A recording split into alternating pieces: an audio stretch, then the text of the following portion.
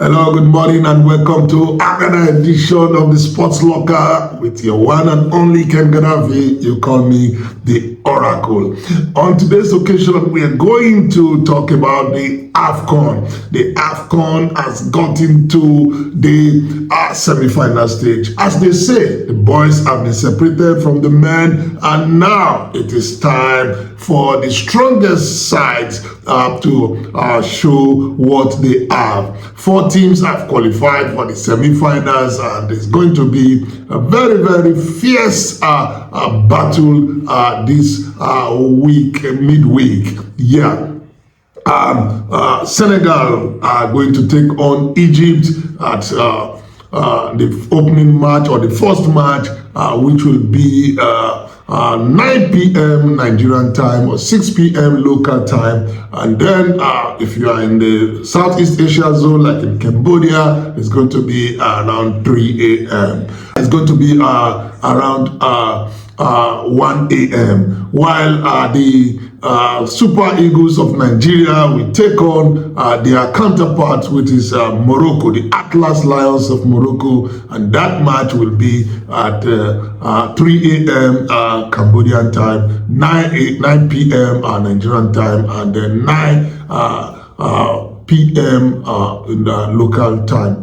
So it's really interesting to see that these 4 teams are now in the semi-final stage. One thing about these 4 teams is that all 4 teams are they have homegrown managers. Yes, talking about Nigeria, of course, the coach is Malian.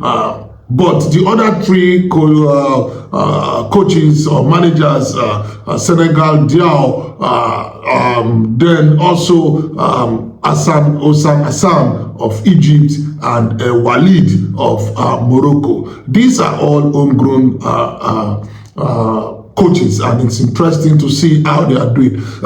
So far, so good. I think we must give credit to Morocco for being a very good host. The competition has been a very, very a spectacular one, and it has really showcased African football at its best. The facilities have been very great, and of course the quality of football in display has been very, very top notch. Yeah. And again, interestingly, all 4 teams have African best players. I mean, former or current African Footballer of the Year. Mane of Senegal, Salah of Egypt, and currently the two winners, 2 past winners, talking about Victor Osimhen of Nigeria and Lukman Ademola of Nigeria. Then the current holder, which is Hakimi, Ashraf Hakimi. So this is interesting. 5 of the players will be playing in this semi-finals, and they are playing separately. So who is going to carry the day? I'm sure they will be pushing up for their respective teams, and no doubt any of the players that get to the finals and win the cup will be a very strong candidate for the 2026 African Footballer of the Year. Yeah. So talking about the first game is going to be between Egypt and Senegal. This is a revenge match for Egypt. If you remember, they lost to the Senegalese, the Teranga Lions of Senegal, in the 2021 finals.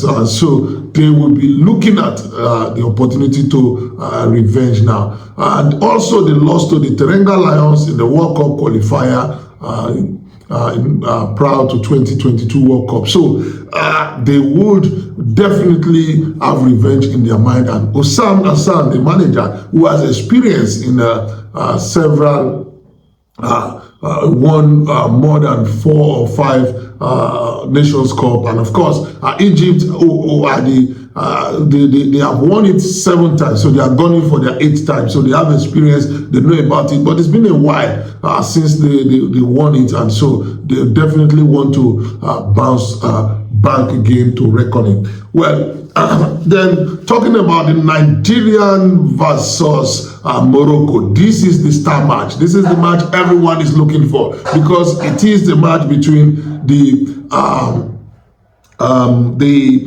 best attacking team against the best defensive team. So it's going to be very, very interesting. The Super Eagles faced Algeria, who were also very good in defense, but they were able to outsmart them by 2-0. So, of course, the Moroccans are very good. They are tactical, and they are going to be backed by their vociferous home fans. And so it's going to be a very tough match for the Super Eagles of Nigeria. Looking back into how Nigeria got to this stage, they've scored 14 goals, conceded only 4 goals, and they've been growing.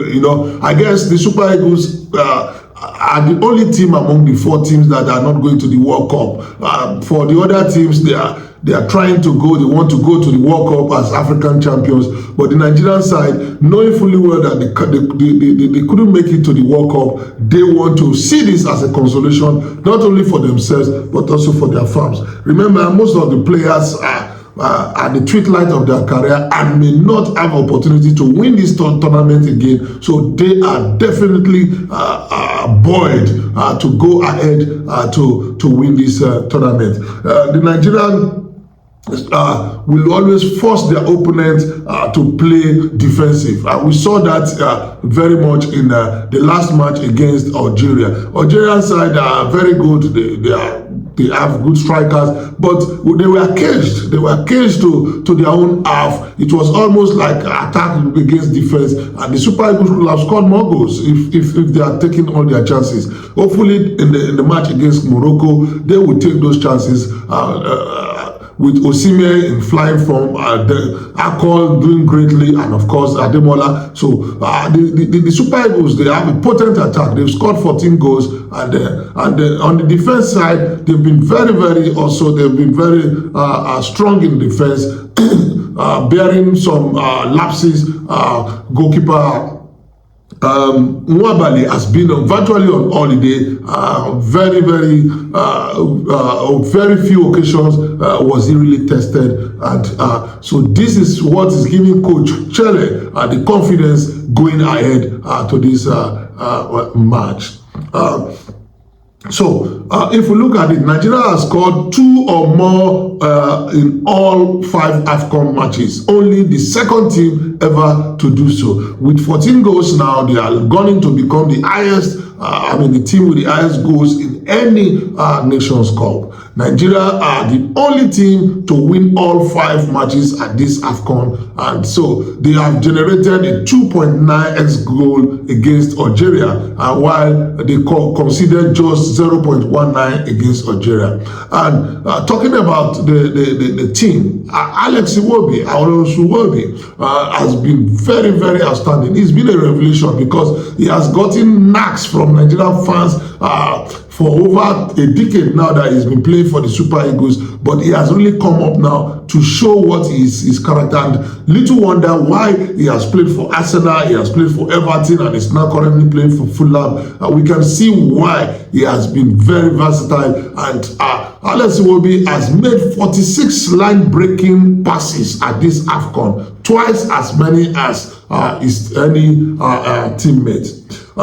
Then on the Moroccan side, well, they have a very, very strong and very good striker. Brahim Diaz has scored in all 5 matches, the most by a Moroccan at any single AFCON. So it is going to be a very interesting matchup against the Super Eagles and defense. Morocco reached the AFCON semi-finals for the first time since 2004. They've won it only once, and so they are really buoyed this time around to win it. And don't forget, they are the highest ranked team following their performance in the last World Cup, where they got to the semi-final. So with the fans behind them, they are really looking to show their class. Morocco conceded just 1 goal in 5 AFCON matches they've played so far. They've won 4 of their 5 matches at this tournament, and they are They are joint best in a single edition. So it really promises to be a very, very interesting matchup. Now, let's quickly look at the Super Eagles lineup expected in this semi-final. Okay. Now, let's look at the Super Eagles lineup in this semi-final. I think Coach Chelle will definitely come up with an unchanged side, except for Ndidi, who is going to sit out this match because of yellow card. He had yellow card in his previous match, and so he will sit out this match. But of course, I think there will be a very good replacement in Onyekachi that will be able to replace him, and he scored 2 goals in previous matches, and definitely he would want to prove himself once again. And so like I said, there will be on unchanged side. I look forward to see Nwabali in goal, though he has been nursing some injury going into this tournament in ankle, and he suffered a knock on his knee in the last match, but I think he's back and fit. If he doesn't make it, then Uzor will be there, but I'm sure he will be able to make it. And then the defense line will definitely be unchanged. Osai Bright has been very, very outstanding in this tournament, and of course, Semi Ajayi and Calvin Bassey will be in the central defense, while Oye Machi will be in the left back. So that defense line, they've understood themselves, they've grown into this tournament, and I don't see any changes in that lineup. And then in the midfield, Iwobi, of course, will be there, and Onyeka will be there as usual. Then, of course, like I said, maybe Onyekachi or Awazel may be drafted in to make up the middle three. And then up front, well, it's going to be the trio of Victor Osimhen, Lookman Demola, and Ako Adams. These three have gelled. They've been scoring. Osimhen has scored 4 goals.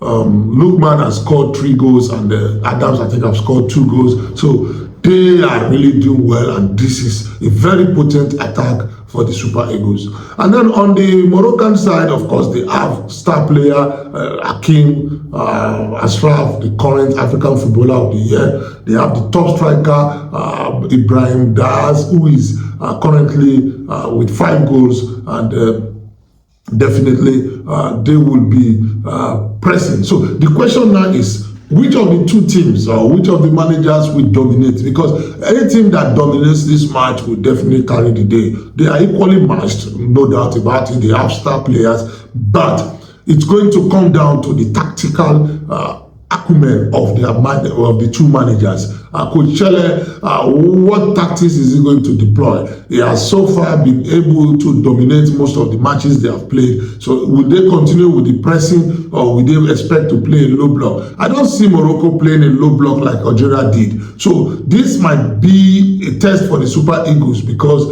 in most of the matches they have played, they have dominated, because most of the teams sit back and want to eat them on the counter. So if we see a match whereby Morocco attack and the Super Eagles attack, it becomes more a ding-dong or end-to-end match, then it will now be down to the prowess of the individual brilliance to overcome these matches. So we have to wait to see what tactics each of these coaches will apply. But the Super Eagles have to take the game by the horn, because the Moroccans will be backed by their fans. So, and their fans will be more like the 12th player in the team. So the Super Eagles should be prepared for any antics that will come. A lot of people have been questioning this officiating in terms of how the referees have somehow assisted Morocco up to this stage, where especially with what happened in this quarterfinal against Cameroon. So the Super Eagles should bear in mind that they will be playing also against the officiating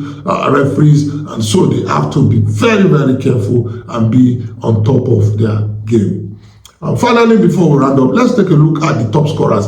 Yeah, this is an area that I feel is very, very sensitive and critical, because all 4 teams have potential players that are gunning for the top scorer award. Will this individual quest for glory affect any of the team? Well, we'll have to wait to see, because sometimes when the team is beginning to look for the top scorer position, they forget to play team football, and at the end of the day, they will lose that match. So I hope it doesn't happen to Nigeria, because our focus has always been on Osimhen, and with him having 4 goals, just one short of Brian Diaz of Morroco, he would probably be looking for more opportunity to score more goals, and thereby focus will be on him. So the Super Eagles have to be very careful with this regard. In any case, in total, 61 players have scored exactly 1 goal at the tournament, highlighting both the competitive balance of AFCON 2025 and the variety of attacking threats on display. As the competition moves into its decisive phase, Diaz's blend of composure and timing has set him apart. Okay, so far the top scorers include Ibrahim Diaz of Morocco. He has 5 goals, and on 4 goals we have Victor Osimhen of Nigeria and Mohamed Salah of Egypt. And on 3 goals we have Ademola Lookman of Nigeria, Ahmad Diallo of Cote d'Ivoire, Ayoub El Kabi of Morocco, Lassine Sinayoko of Mali, and Riyad Mahrez of Algeria. So Riyad Mahrez of Algeria, Lassine Sinayoko of Mali, and Ahmad Diallo have all packed out of this tournament, so they are no more in contention. So it is now left for Ayoub El Kabi, Ademola Lookman, Victor Osimhen, Mohamed Salah, and Ibrahim Diaz to gun for the top scorer award. They still have 2 matches, come what may be the outcome of the semi-final, and so they can always still score more goals. Well, if you have followed me up to this stage, don't forget to hit the like button, subscribe to the Oracle of Cambodia, and then don't forget to drop your prediction in the comment box. It's time for prediction. And before I go, let me give you my prediction for the Senegal versus Egypt match. It's going to be a very tough one, no doubt.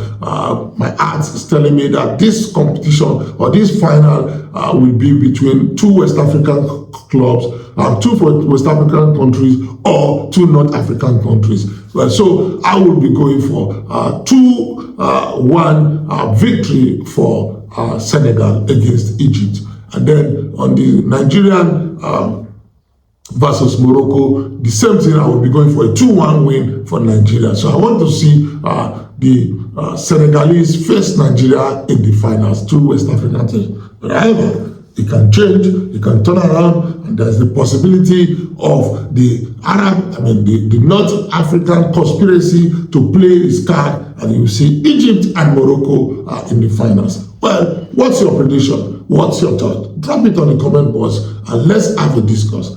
And that's where we draw the curtain for today's edition of the Sports Locker with your one and only Ken Gaddafi, the Oracle. Don't forget to hit the like button, subscribe to the Oracle of Cambodia. Bye for now.